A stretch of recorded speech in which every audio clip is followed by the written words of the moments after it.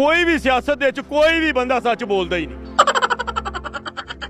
खास करके जिन्नी देर बंदा ओपोजिशन च हुंदा है ना, उन्हें बोलना ही झूठ हुंदा, क्योंकि सियासत का नशा ही इन्ना ज्यादा है कि जेड़े बंदे तुसीं कुर्सी तो लाओगे कहेगा नहीं नहीं ऐ सारा कुछ ही गलत होया मेरे नाल।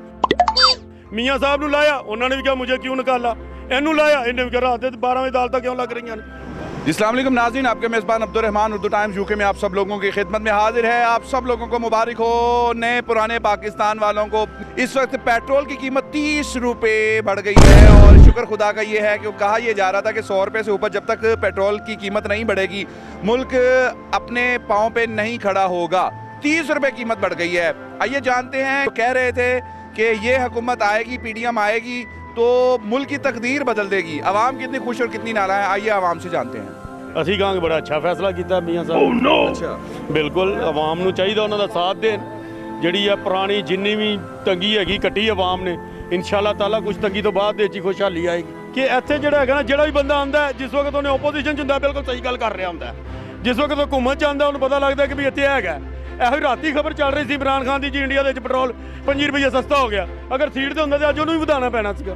ਬਗੈਰ ਵਧਾਉਣ ਤੋਂ ਆਈਆ ਮੈਂ ਕੋਲ ਬਗੈਰ ਕਰਜ਼ਾ ਲੈਣ ਤੋਂ ਕਿਉਂ ਮੁਲਕ ਚਲਾ ਸਕਦਾ ਹੈ। ਹੁਣ ਉੱਥੇ ਓਪੋਜੀਸ਼ਨ 'ਚ ਬਹਿ ਕੇ ਤੁਸੀਂ ਕਹਿ ਸਕਦੇ ਹੋ ਕਿ 5 ਰੁਪਏ ਇੰਡੀਆ ਪੈਟਰੋਲ ਸਸਤਾ ਹੋ ਗਿਆ, ਸਾਨੂੰ ਸਸਤਾ ਕਰਨਾ ਚਾਹੀਦਾ। ਅੱਜ 90 ਰੁਪਏ ਤੋਂ ਡਾਲਰ, 188 ਰੁਪਏ ਤੋਂ ਡਾਲਰ 200 ਤੇ ਗਿਆ। ਅੱਜ ਬੜਾ ਮਹਿੰਗਾ ਲੱਗਦਾ ਪਿਆ ਇਮਰਾਨ ਖਾਨ ਨੂੰ। ਉਸ ਵਕਤ ਕਿੱਥੇ ਸੀ ਜਦੋਂ ਇੱਕ ਦਿਨ 'ਚ 10-10 ਰੁਪਏ ਵੱਧਦਾ ਸੀਗਾ। 103 ਰੁਪਏ ਦਾ ਡਾਲਰ ਸੀ ਜਿਸ ਦਿਨ ਨਵਾਜ਼ ਸ਼ਰੀਫ ਨੂੰ ਲਾਇਆ ਸੀ, ਅੱਜ 200 ਰੁਪਏ ਦਾ ਹੋ ਗਿਆ। ਕਿੰਨੀ ਦੇਰ ਗੁਜ਼ਰੀ ਹੈ, ਇੰਨਾ ਮੁਲਕ ਥੱਲੇ ਗਿਆ ਹੈ। ਇਹਦਾ ਕੌਣ ਜ਼ਿੰਮੇਦਾਰ? 4 ਸਾਲ ਸਾਰੀ ਮਹਿੰਗਾਈ ਉੱਥੇ ਦੀ ਉੱਥੇ ਹੀ ਰਹੀ ਹੈ। ਜਿੰਨੀ ਵੀ ਮਹਿੰਗਾਈ ਸੀ ਉੱਥੇ ਦੀ ਉੱਥੇ ਹੀ ਰਹੀ ਹੈ। ਜਿੰਨੀ ਦੇਰ ਇਹਨਾਂ ਨੇ 15 ਸਾਲ ਹੁਕੂਮਤ ਕੀਤੀ, ਕੀ ਕੀਤਾ? 15 ਸਾਲ 20 ਸਾਲ ਹੁਕੂਮਤ ਕੀਤੀ। ਕਹਿੰਦੇ ਸੀ ਜੀ ਇੱਕ ਬੱਚਾ ਪੈਦਾ ਹੁੰਦਾ 2.5 ਲੱਖ ਰੁਪਏ ਦਾ ਕਰਜ਼ਾਈ ਹੁੰਦਾ। ਇਹਨਾਂ ਦੀ ਹੁਕੂਮਤ ਸੀ। 15 ਸਾਲ ਇਸ ਤਰ੍ਹਾਂ ਰਿਹਾ ਮੁਸਲਸਲ। ਅਗਰ ਇਮਰਾਨ ਖਾਨ ਹੋਣ ਆਇਆ, ਉਹ ਸੁਧਾਰਨ ਦੀ ਕੋਸ਼ਿਸ਼ ਕਰ ਰਿਹਾ ਆਪਣੇ ਵਤਨ ਨੂੰ, ਉਹਨੂੰ ਸੁਧਾਰਨ ਦਿਓ ਕਿ ਨਹੀਂ। ਹੁਣ 4 ਸਾਲ ਦੇ ਵਿੱਚ ਉਹਨੇ ਕੁਛ ਵੀ ਨਹੀਂ ਕੀਤਾ। ਤੁਹਾਡੀ ਬੱਤੀ ਨਹੀਂ ਗਈ 4 ਸਾਲ। ਤੁਸੀਂ ਇਹ ਵੇਖੋ ਕਿੱਡੀ ਗਨੀਮਤ ਹੈ। 4 ਸਾਲ ਮਹਿੰਗਾਈ ਨਹੀਂ ਰਹੀ, ਉੱਥੇ ਦੀ ਉੱਥੇ ਰਹੀ। ਇਹ ਵੀ ਗਨੀਮਤ ਹੈ। ਹੁਣ ਅੱਗੇ ਉਹਨੂੰ ਮੌਕਾ ਦਿਓਗੇ ਤੇ ਉਹ ਤੁਹਾਡੇ ਵਤਨ ਨੂੰ ਚਲਾਏਗਾ ਨਾ। ਉਹਨੂੰ ਮੌਕਾ ਹੀ ਨਹੀਂ ਦੇ ਰਹੇ।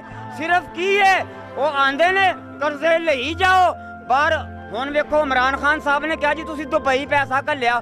ਕਿਉਂ ਘੱਲਿਆ? ਇਹਨਾਂ ਨੇ ਕਿਸੇ ਨੇ ਜਵਾਬ ਦਿੱਤਾ। ਇਹਨਾਂ ਨੇ ਕਿਹਾ ਜੀ ਅਸੀਂ ਵੀ ਬਾਦਸ਼ਾਹ ਵਾਂ, ਅਸੀਂ ਵੀ ਤੋਹਫਾ ਦੇ ਸਕਦੇ ਹਾਂ। ਕਿਉਂ ਤੁਸੀਂ ਤੋਹਫਾ ਦੇ ਸਕਦੇ ਹੋ? ਵਤਨ ਦੇ ਵਿੱਚ ਬੱਤੀ ਨਹੀਂ ਪੂਰੀ ਹੋ ਰਹੀ, ਤੁਸੀਂ ਬਾਹਰ ਤੋਹਫੇ ਦੇ ਰਹੇ ਹੋ। इमरान खान साहब 6 दिन बाद कह रहे मैं फिर आवांगा, इन्होंने की पैगाम देना चाहोगे? ਉਹ ਨਾਨ ਭਾਈ ਅੱਗੇ ਹੀ ਬੜੀ ਹੋ ਗਈ ਏ। ਜਿੰਨੀ ਕੁ ਆਵਾਮ ਨੇ 4 ਸਾਲ ਪੀ ਕੱਟ ਲਈ ਹੈ ਨਾ, ਸਾਡਾ ਇਹੋ ਹੀ ਪੈਗਾਮ ਹੈ ਉਹਨਾਂ ਨੂੰ ਕਿ ਹੁਣ ਦੁਬਾਰਾ ਖੁਦਾ ਦਾ ਨਾਂ ਇਸ ਮੁਲਕ ਨੂੰ ਛੱਡ ਦੇਣ। 30 रुपये पेट्रोल वध गया, तू किस तरह गड्डी चला रहा है? ਉਹ ਕਹਿੰਦੇ ਜੇ ਪੈਟਰੋਲ 24 ਘੰਟੇ ਭਰਿਆ ਹੁੰਦਾ। 24 घंटे भरे शहबाज शरीफ ਨੂੰ ਕੀ ਪੈਗਾਮ ਦੇਣਾ ਚਾਹੇਗਾ? ਮਹਿੰਗਾਈ ਕਰੀ ਜਾ ਰਹੇ ਆ। ਹੁਣ ਸ਼ਹਬਾਜ਼ ਸ਼ਰੀਫ ਨੂੰ ਕਹਿਣਾ ਕਿ ਮਹਿੰਗਾਈ ਘੱਟ ਕਰੇ ਜਾਂ ਤੇ ਤੂੰ ਨਿਕਲ ਜਾਵੇ।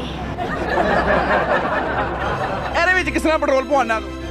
ਇਹਦੇ ਚ ਰਾਤ ਨੂੰ ਪੈ ਗਈ। ਜਦੋਂ ਪਹਿਲੇ 5 ਸਾਲ ਹੁਕੂਮਤ ਕੀਤੀ ਇਹਨਾਂ ਨੇ 13 ਤੋਂ ਲਾ ਕੇ 18 ਤੱਕ, ਉਦੋਂ ਬੱਤੀ ਹੈ ਸੀ? ਉਦੋਂ ਹੈ ਸੀ ਨਾ, ਉਹੀ ਬੱਤੀ ਇਹਨੇ ਯੂਜ਼ ਕੀਤੀ। ਉਦੋਂ ਵੀ ਲੋਡ ਸ਼ੈਡਿੰਗ ਹੁੰਦੀ ਸੀ। ਉਦੋਂ ਲੋਡ ਸ਼ੈਡਿੰਗ ਨਹੀਂ ਸੀ ਹੁੰਦੀ। ਲੋਡ ਸ਼ੈਡਿੰਗ ਦਾ ਮਸਲਾ ਤਾਂ 10-15 ਸਾਲ ਤੋਂ ਵੇ। ਕਿੰਨਾ ਕੀਤਾ ਸਹੀ? ਹਾਂਜੀ, ਇਮਰਾਨ ਖਾਨ ਆਇਆ ਤੇ ਲੋਡ ਸ਼ੈਡਿੰਗ ਦਾ ਮਸਲਾ ਖਤਮ ਹੋਇਆ। ਯਾਰ ਕੀ ਕਰ ਰਹੇ? ਸਾਰੀ ਦੁਨੀਆ ਜਾਣਦੀ, ਜਿੰਨੂੰ ਮਰਜ਼ੀ ਪੁੱਛੋ। ਮੈਂ ਕਹਿੰਦਾ ਕਿ 2013 ਤੋਂ ਲਾ ਕੇ 2018 ਤੱਕ ਇਹਨਾਂ ਨੇ ਮੁਲਕ ਵੀ ਸਵਾਰਿਆ, ਬੱਤੀ ਵੀ ਸਵਾਰੀ ਹੈ, ਕਰਪਸ਼ਨ ਵੀ ਖਤਮ ਕੀਤੀ ਹੈ, ਬੰਬ ਧਮਾਕੇ ਹੁੰਦੇ ਸਨ ਉਹ ਵੀ ਖਤਮ ਕੀਤੇ ਨੇ ਗੰਜਿਆਂ ਨੇ। ਇਹ ਸਰ ਇਮਰਾਨ ਖਾਨ ਨੇ ਖਤਮ ਕੀਤਾ ਸਾਰਾ ਕੁਝ।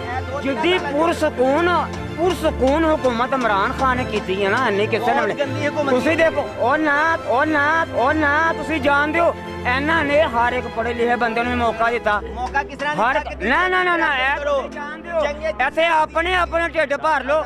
ਇੱਥੇ ਬਹਿ ਕੇ ਆਪ ਅਸੀਂ 4 ਵੱਡੇ ਬਹਿ ਕੇ ਵੱਡੇ ਢਿੱਡਾਂ ਵਾਲੇ ਅਸੀਂ ਬਹਿ ਕੇ ਗੋਸ਼ਤ ਖਾ ਲਈ ਤੇ ਬਾਹਰ ਭੁੱਖੇ ਮਾਰੇ, ਪਰਵਾਹ ਕੋਈ नहीं। मजीद पेट्रोल बढ़ने से पाकिस्तान मुस्तहकम हो सकता है या मजीद बदहाली की तरफ जाएगा? इजाज़त दीजिए, अल्लाह निगहबान।